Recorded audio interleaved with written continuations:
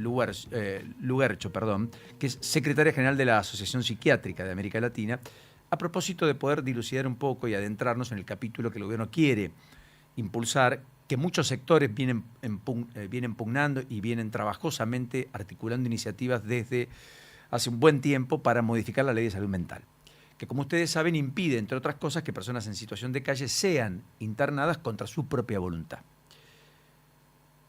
Cora, ¿cómo le va? ¿Qué dice? El gusto de tenerla. Julita Tarrés, ¿Qué Paulino tal? Rodríguez la saludan. ¿Cómo anda?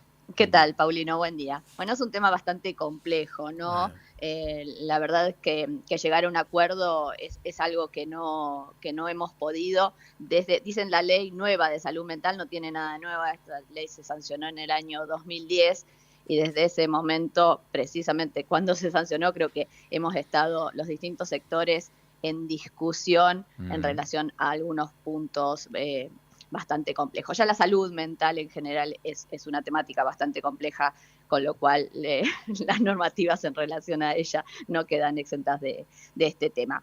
A mí lo que me gustaría en principio aclarar es que en general hay dos posturas extremas.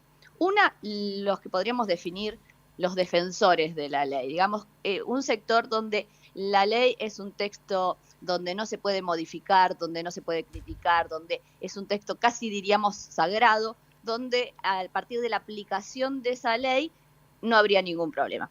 A simple, digamos, con una definición muy simple, ¿no? Y del otro lado, los detractores de la ley, le llamo yo, ¿no? Aquellos que creen que es la culpable de todos los males y que esta ley no tiene nada bueno y que, bueno, que esta ley habría que dejarla sin funcionamiento. Entonces, nosotros, yo creo que la gran mayoría de los psiquiatras que trabajamos en hospitales públicos, que estamos con pacientes todos los días, nos ubicamos en una situación intermedia, una postura intermedia. Es decir, que creemos que es una ley que ha tenido muchos avances en relación a los derechos humanos, pero que también después de, digamos, casi 15 años, habrían algunos puntos un poco discutibles y que quizás te podría sentar en una mesa con distintos interlocutores, representantes de asociaciones de psiquiatras, de psicólogos, de trabajadores sociales, también de usuarios y familiares, a charlar en buenos términos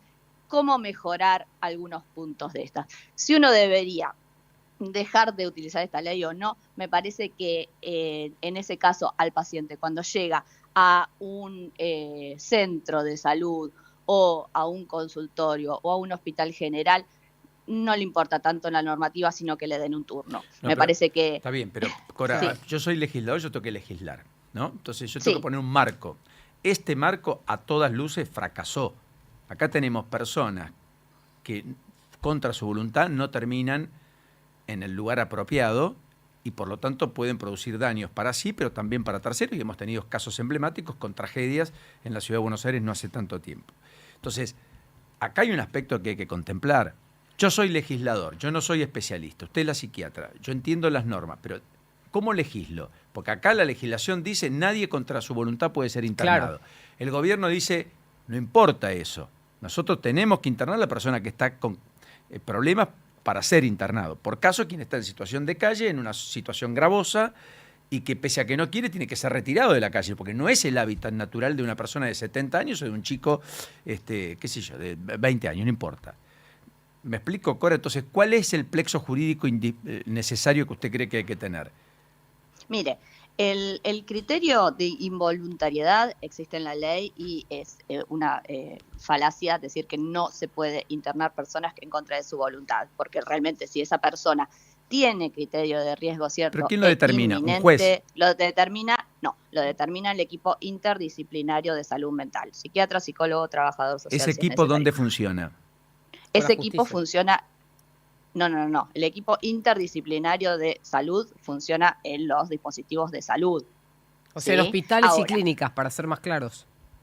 En hospitales y clínicas, bien. Sí. Está bien, pero yo tengo un caso concreto. Había una mujer de 72 años, estaba en la calle, Billinghurst y Güemes.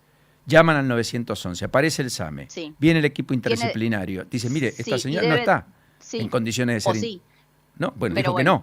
De vuelta, y terminó durmiendo entre cartones toda una noche. 72 años. Pero ahí está. escúcheme, ahora está el criterio de riesgo cierto e inminente. Nosotros desde nuestra... Ellos determinaron que no. El comité Bueno. interdisciplinario entre el psicólogo, la psiquiatra y no sé quién más. Y usted me está llevando al criterio de riesgo cierto e inminente. El criterio de riesgo cierto e inminente ha tenido varias interpretaciones. Y yo creo que ese es uno de los puntos que debería empezar a charlarse. Ha sido interpretado como un criterio estático, es decir, lo que el equipo interdisciplinario evalúa en ese momento, y nosotros, por lo menos desde la asociación que yo presidía hasta hace un tiempo y desde las posturas que tienen nuestros grupos de asociados, nosotros lo que decimos es que el criterio de riesgo cierto inminente tiene que ser un criterio un poco más laxo y se debe echar luz sobre ese criterio. Es decir, empezar a pensar que no es un criterio estático de una situación exacta en ese momento, sino contemplar también la historia de esa persona. Es decir, que yo no me manifiesto a partir de no empezar a rever algunos conceptos, porque estos conceptos en la aplicación, en el ejercicio, cuando uno está frente a un paciente, quedan un poco sujetos a la interpretación de ese equipo interdisciplinario. Quizás mi propuesta sería que se lleve ese criterio a la letra chica, es decir, darle más sentido a ese criterio de riesgo cierto inminente, ¿no? Lo que yo tengo para decir es que en relación al nuevo proyecto no lo hemos leído los psiquiatras, o por lo menos el público en general, con lo cual es muy difícil saber de qué están hablando y de qué se trata también este nuevo proyecto, ¿no? La verdad es que hablaba con distintos colegas de distintos grupos y asociaciones en el día de ayer y decíamos, estamos opinando sobre un supuesto, no sabemos de qué se va a tratar. Sí tenemos algunas suposiciones, pero la realidad es que no sabemos de qué se va a tratar hasta que no leamos la letra exacta de este. Bien, nosotros desde doctora, déjeme hacerle una pregunta respecto de este tema. Históricamente, o desde que existe esta ley, que creo que es del 2010, los familiares de aquellas personas o pacientes que sufren alguna enfermedad o patología psiquiátrica o incluso tienen adicciones, por los que Chano, por ejemplo, que la madre pegó mucho por Marina, que es la madre de Chano, es una de las personas que siempre ha dicho que necesitaba asistencia del Estado en el sentido legislativo porque no lo podía internar a su hijo en contra de su voluntad. Esto sigue siendo así, es decir, por más que un comité evaluador defina ante la justicia algo, si él no firma su propia internación, no lo pueden internar, o al menos eso es lo que ella dice. Entonces, ¿esto debería cambiar o no? De vuelta, es el mismo criterio de riesgo cierto inminente que queda librado a la interpretación del equipo interdisciplinario. Esto es hoy, día de hoy así es hoy. Así es hoy, por eso digo, entonces, dando más criterios a este criterio de riesgo cierto o modificándolo para que sea más amplio, quizás el tema de trastornos por consumos o consumos problemáticos quedaría con mayor resguardo para poder habilitar casos como el de Chano, tan mediático como fue el caso de Chano, pero que hay un montón de casos el de que son de este estilo. El de Maradona fue otro.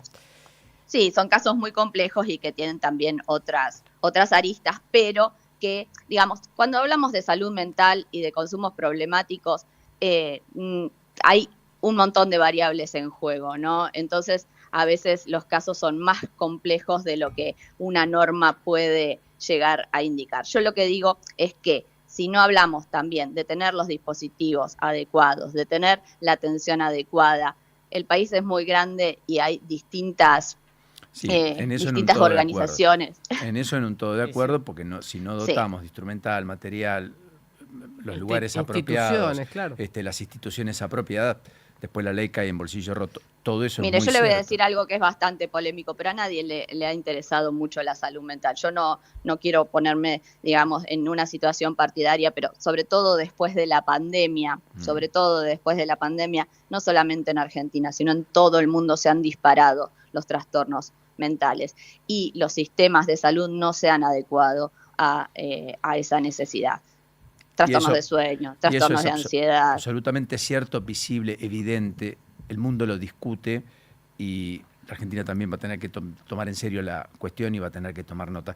Cora, le mandamos un beso. Hasta la próxima. Muy gentil, muy generosa. Muchísimas gracias por ocuparse. Faltaba más. Bueno, adiós. Hasta la próxima.